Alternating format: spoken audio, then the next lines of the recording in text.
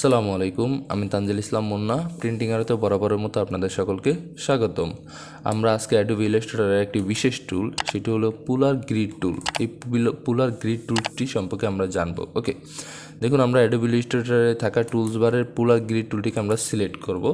Select করার পরে আমরা দেখে নেব যে পুলার গ্রিড টুলের যে সিম্বলটি, অর্থাৎ যেটি দিয়ে আমরা কাজ করব, সেটি দেখতে কেমন। আমি যদি পুলার গ্রিড টুলটিকে আমি সিলেক্ট করে আমি যদি এভাবে ড্র্যাগ করি, তাহলে দেখতে পাবেন যে আমার পুলার গ্রিড টুলের যে সিম্বলটি আছে সেটি কিন্তু আমরা এখানে দেখতে পাচ্ছি। দেখতেই পাচ্ছেন, আমাদের কিন্তু পুলার গ্রিড টুলের সিম্বলটি এটি। ওকে, এখন আমাদের মাঝে প্রশ্ন হতে পারে যে পুলার গ্রিড টুলের সিম্বলটি তো এটি বুঝলাম, কিন্তু এটির কাজটি কী, বা এটি আমরা কোথায় কীভাবে ব্যবহার করতে পারি।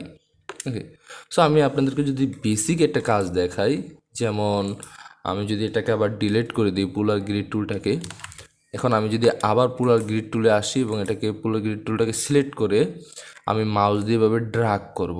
ওকে, ড্র্যাগ করে কিন্তু আমি মাউসটাকে ছাড়বো না। লক্ষ্য করবেন যে আমি কিন্তু মাউসে যে ক্লিকটা করে লেফটের যে বাটনটা আমি ক্লিক করে আমি যে ড্র্যাগটা করলাম, আমি কিন্তু মাউসটা কিন্তু আমি ছাড়ি নাই।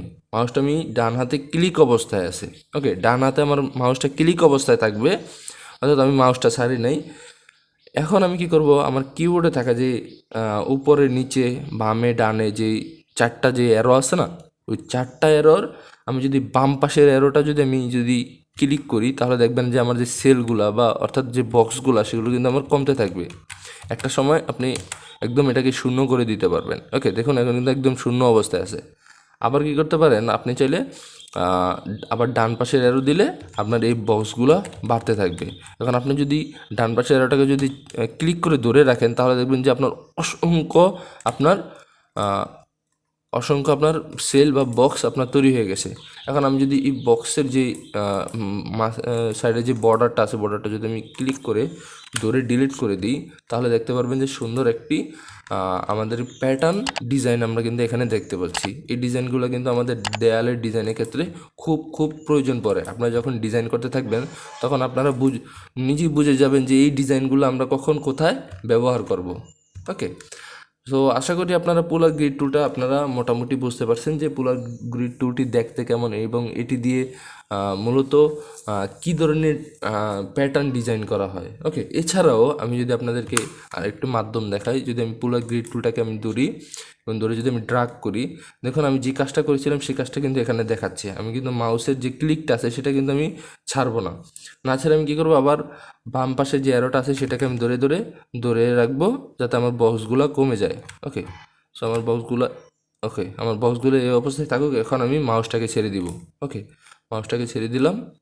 মাউসটাকে ছেড়ে দিয়ে আমি এখন এই যে স্টকটা আছে, অর্থাৎ এটা যে মোটা অবস্থা আছে, এটাকে আমি একটু চিকন করে দিলাম।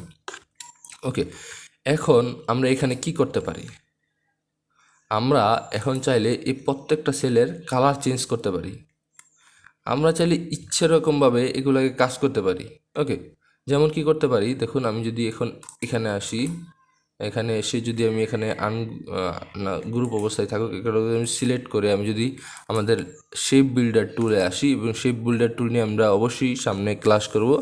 যে শেপ বিল্ডার টুলে আসি, এখানে এসে যদি আমি এই দুইটাকে আমি যদি সিলেক্ট করে টান দিই, তাহলে দেখবো যে এই দুইটা আমার কি সেল ডিলিট হয়ে গেছে। আবার যদি এই দুইটাকে সিলেক্ট করে যদি আমি টান দিই, তাহলে দেখবো যে এই দুইটা ডিলিট হয়ে গেছে। ওকে, এখন আমি যদি এখানে একটা কালার দিয়ে, দেখুন আমি যদি এখন কি করব, এখন আমি চাইলে প্রত্যেকটা মানে আমি আমার যে পুরো গ্রিড টুলটা আছে, এটাকে আমি কিন্তু কালার চেঞ্জ করে দিতে পারি। কীভাবে, দেখুন আমার কিন্তু আমি এটা ফিল কালার করে দিলাম। ওকে, এখন আমি চাইলে কি করতে পারি, প্রত্যেকটা যে সেল আছে এই প্রত্যেকটা সেলের কালারও আমরা আলাদা আলাদাভাবে স্পেসিফিকভাবে করতে পারি। কীভাবে, সেটা আমি এটাকে পুরো গ্রিড টুলটাকে সিলেক্ট করব।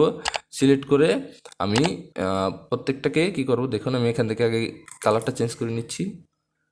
আমি এখান থেকে কী করবো, এখান থেকে আমি হোয়াইটটা দিয়ে নিচ্ছি। ওকে, হোয়াইটটা দিয়ে আমি যখন এখান থেকে এভাবে ড্র্যাগ করব, দেখুন আমার কিন্তু এটা হোয়াইট হয়ে গেল। ওকে, দেখতে পাচ্ছেন আমার কিন্তু এটা হোয়াইট হয়ে গেছে। এখন আমি যদি আবার এখানে আসি, এখানে এসে যদি আমি আবার এটাকে সিলেক্ট করে যদি আমি এভাবে ড্র্যাগ করি, তাহলে দেখবেন যে এটাও কিন্তু আমার হোয়াইট হয়ে গেছে। ওকে, এভাবে কিন্তু আপনারা খুব সহজেই আপনারা কাজগুলো করতে পারবেন, যেগুলো আপনাদের ডিজাইনের ক্ষেত্রে খুব আপনাদের কি হেল্প করবে।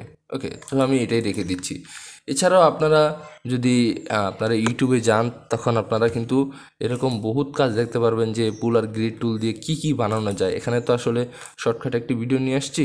সো এই ভিডিওতে যদি আমি আর একটু বড় করতে যাই তাহলে ভিডিওটি অনেক বেশি বড় হয়ে যাবে। ওকে, আপনারা মোটামুটি পুলার গ্রিড টুলটা দেখে নিলেন এবং পুলার গ্রিড টুলটার ছোট একটি কাজ দেখে নিলেন। আশা করি আপনারা বুঝতে পারছেন। সো ভিডিওটি আর বড় না করি, যদি পুলার গ্রিড টুল সম্পর্কে আপনারা আরও বিস্তারিত জানতে চান তাহলে চলে যান ইউটিউবে, এবং ইউটিউবে গিয়ে আপনার পুলার গ্রিড টুলের বিভিন্ন মাধ্যমের কাজ দেখতে পারেন। ওকে, আর যদি পুলার গ্রিড টুল সম্পর্কে সম্পূর্ণ ভিডিও চান তাহলে অবশ্যই আমার ভিডিওর নিচে কমেন্ট করবেন। আমি অবশ্যই পুলার গ্রিড টুল সম্পর্কে একটি সম্পূর্ণ ধারণার ভিডিও দেওয়ার চেষ্টা করব। সো ভিডিওটি আজকে এই পর্যন্তই। যদি ভিডিওটি ভালো লাগে তাহলে আমার ছোটো চ্যানেলটিতে একটি সাবস্ক্রাইব করে দিবেন এবং লাইক কমেন্ট করতে অবশ্যই বলবেন না। আজকে এই পর্যন্তই। সবাই সুস্থ থাকবেন, ভালো থাকবেন। আসসালামু আলাইকুম।